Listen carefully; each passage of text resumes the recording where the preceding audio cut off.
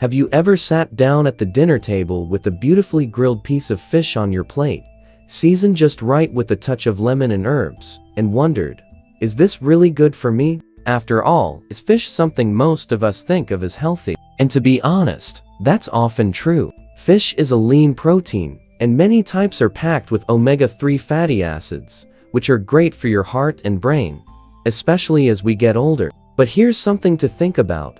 Some of the most popular fish we enjoy and believe are good for us might actually be doing more harm than good. Imagine finding out that a particular type of fish you eat from time to time, maybe at a family barbecue, a church potluck, or even during a special dinner out, could be slowly affecting your memory, your nervous system, or even your heart. All this without you even knowing it, until it becomes a serious problem. Many people simply aren't aware. As we age, our bodies just don't process and filter toxins like they used to. That's why something that might seem harmless or even healthy could build up in our system over time and start causing issues. These fish may not be part of your everyday meals, but those occasional servings can add up, especially when your body becomes more sensitive. Now, I'm not here to scare anyone.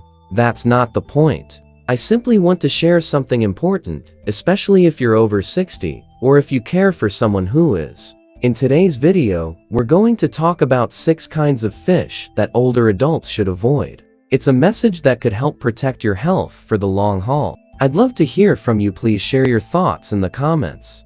And if you enjoy this kind of helpful content, don't forget to like the video, subscribe to the channel, and tap the notification bell so you don't miss any future updates. Everything I'm sharing with you comes from research, real-life examples, and advice from nutrition experts, advice that's quietly being shared with older adults behind the scenes. Some of these fish might even be sitting in your fridge right now. They're offered at restaurants all across the country, and I'm willing to bet that number 4 on the list will take you by surprise. By the time we're done, you'll understand exactly which types of fish to avoid and why. Even better, you'll learn about some smart, safe alternatives, options that still taste great, but won't put your health at risk.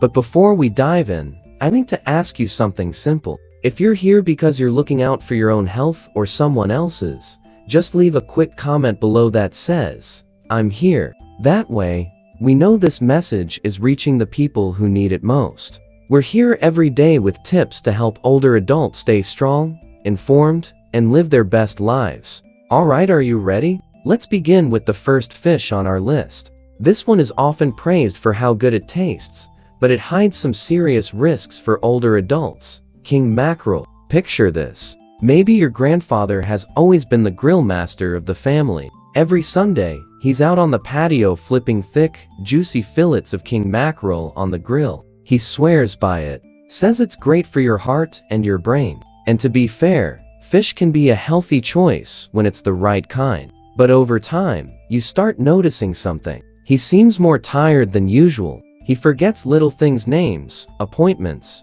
where he left the remote. Sometimes, his hands shake just a bit when he's lifting his coffee cup in the morning. It's easy to chalk that up to aging. We all slow down, right?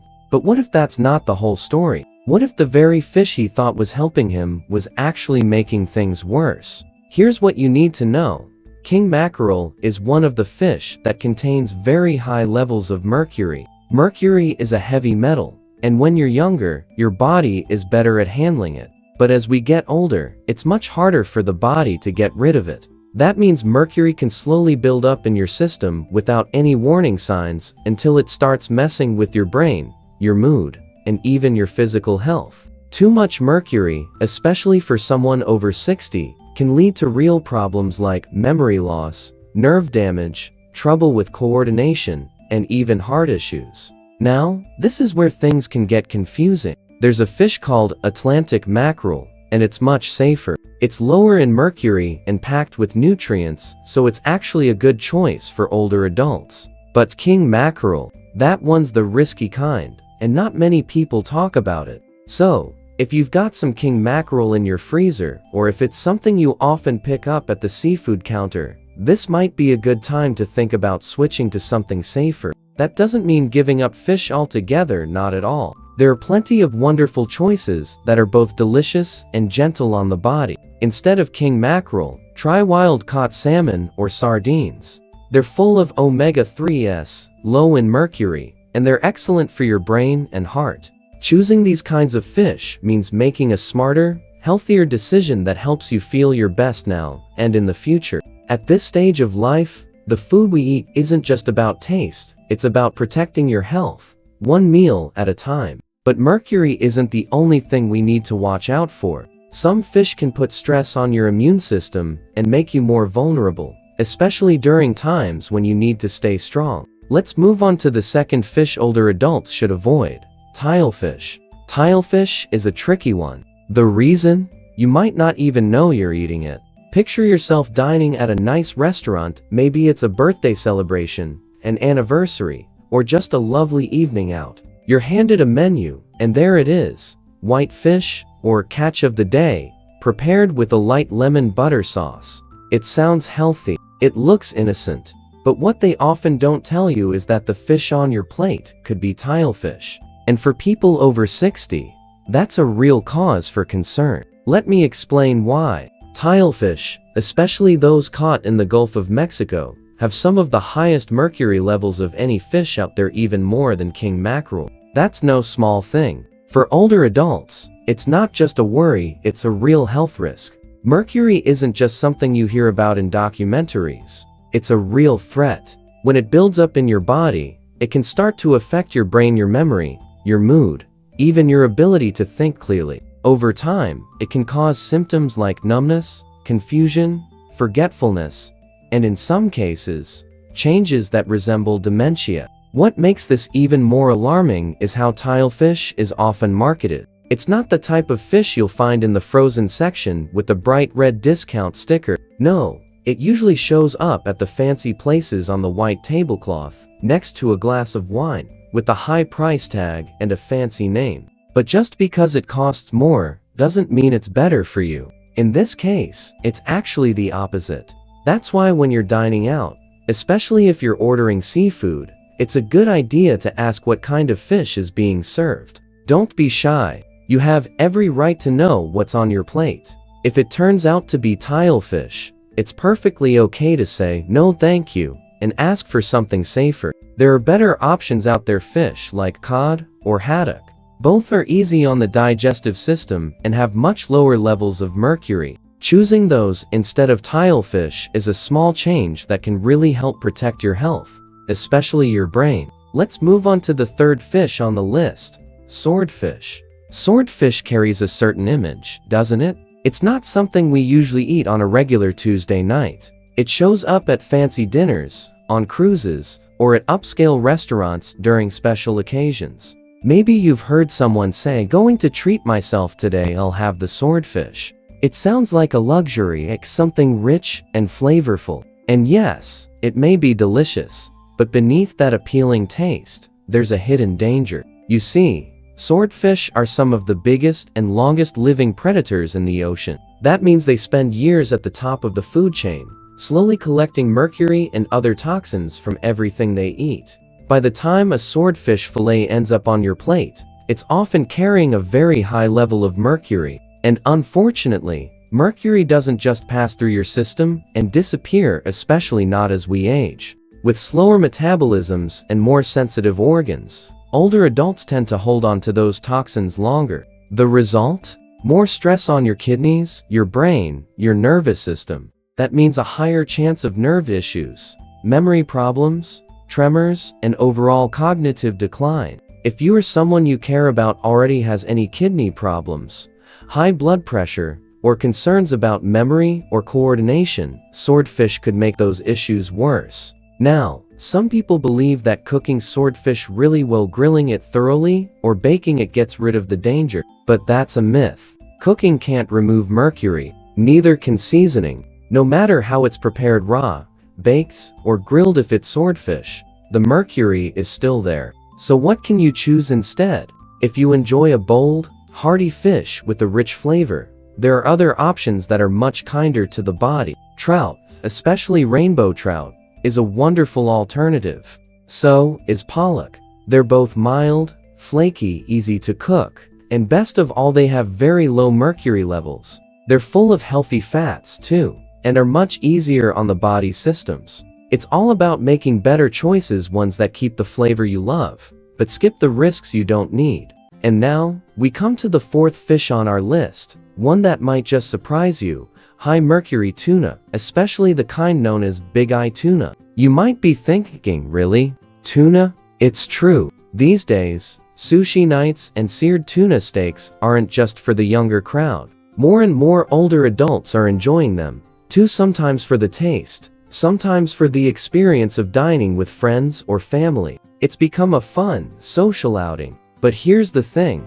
big eye tuna is another one of those large, long-living fish. That means it also builds up high levels of mercury over time, just like swordfish. And because it's often eaten raw, as it is in sushi or sashimi, there's another concern to think about: bacteria. When we're younger, our immune systems are usually strong enough to handle the occasional exposure to bacteria found in raw fish. But as we get old, our immune systems naturally slow down. What might have been just a small stomach ache at 30 could become a serious issue at 70. To make things even more confusing, tuna can come in several different forms. Labels can be vague. Some types of tuna are safer than others.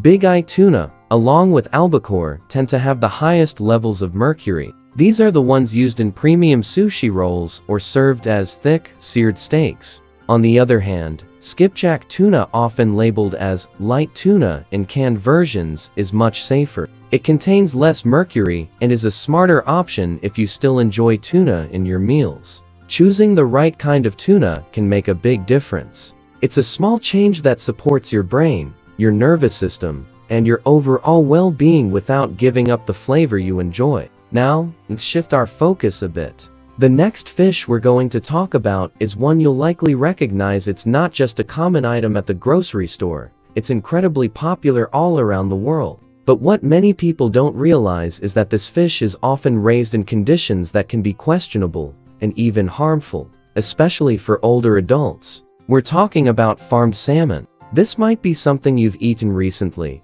or maybe it's a regular part of your weekly menu. But here's the concern: farmed salmon, particularly when it comes from countries with less strict regulations like Chile or certain parts of Southeast Asia, can contain much more than just healthy fats and protein. Let me explain. Farmed salmon are raised in crowded underwater pens, with hundreds, sometimes thousands of fish packed into a small space. These fish aren't swimming freely in clean waters. Instead, they're fed pellets made from low-quality ingredients. And because these crowded conditions can easily lead to the spread of disease, the farms often rely heavily on antibiotics and other chemicals to keep the fish alive. The problem with that? Those chemicals don't just disappear. Some can linger in the fish you eat. And for older adults, this matters more than ever. Our bodies become more sensitive with age. Chemicals that didn't bother us much years ago can now lead to inflammation, worsen arthritis, or put extra strain on the heart. It's also worth knowing that some of these chemicals have been linked to hormone problems and a weakened immune system. And when your immune system is already slower than it once was, you want to avoid anything that makes it work harder than necessary. But many people still assume all salmon is the same. They hear about omega-3s and think, this must be good for me. And it's true, omega-3s are fantastic for brain and heart health. The key is knowing where your salmon comes from. If you're eating salmon regularly, or even just once in a while, it's worth choosing wild-caught salmon instead of the cheaper, farmed kind. Yes, it might cost a little more, but when you're prioritizing your health or the health of someone you love, that's a decision that really pays off. Now, let's move on to the final fish on our list. This one brings up a lot of feelings for many people because it's more than just a meal. For many older adults, it's a comfort food. It's tradition. It's home. We're talking about catfish. Maybe you remember your grandfather in the kitchen, carefully frying up a batch for Sunday dinner. Maybe it brings back memories of family picnics or growing up in a certain part of the country. Catfish holds a special place in many hearts. But just like the others we've talked about, It's not always about the fish itself, it's about where it comes from and how it's raised. In some places around the world, catfish farms are run with very poor sanitation and loose rules. These farms often use antibiotics and chemicals that are banned in countries like the US. That's a big deal, because those substances can stick around in the fish. And when older adults eat them, they might be exposed to drug-resistant bacteria that their bodies may not be strong enough to fight off. Here's something else to keep in mind. Older adults are more likely to have slower digestion or health conditions that already challenge their immune systems. That means a contaminated piece of fish could cause much more trouble than it would for someone younger. So, what's the safer choice if you still want to enjoy catfish? Look for catfish that's farmed in the United States. American fish farms follow stricter rules. The water is cleaner, the feed is better, and the use of antibiotics is limited and regulated. That means the fish is safer to eat and gentler on your system. Also, no matter where your catfish comes from, make sure it's cooked all the way through. Proper cooking can help protect you from the kinds of bacteria that cause food poisoning, something that's especially important if you have a chronic health issue or if your digestive system isn't as fast as it used to be. Let's pause for a moment and take a step back. So far, we've talked about mercury, toxins, and hidden dangers in fish that many people eat without a second thought. But at the heart of all this, there's something deeper. It's about watching someone you care about, maybe your parent, your partner, or even yourself, make choices that could be slowly harming their health, without even realizing it. Maybe your mom buys salmon thinking it's good for her. Maybe your grandfather still loves his Sunday swordfish. And maybe no one ever told them there could be a better, safer option. It's not just about age, it's about having the right information and the support to make smart decisions. These are the people who raised us, who stood by us, who gave us everything. And now, they're the ones who need our help the most. But this moment right here, now, is when things can start to change. This isn't about being afraid. It's not about blaming anyone. It's about taking control. It's about showing love in a new way. These days, love can look like reading a food label a little more carefully. It can mean asking the waiter where the fish was sourced. It can mean exploring something new on your next grocery trip. So, here's the bottom line. You don't have to give up fish. Not at all. You can still enjoy your favorites. Just do it a little more thoughtfully. Pay attention to where it comes from. Ask questions. Swap out a risky choice for a better one when you can. Take a peek at the labels. Think about what you've learned today, and try making just one change. Maybe that means choosing light canned tuna instead of the big eye variety, or swapping that farmed salmon for a cleaner wild-caught option. Even starting a simple conversation at the dinner table can help, just talking about how you can all make smarter choices together. You don't need a big overhaul. It's the little changes that matter most.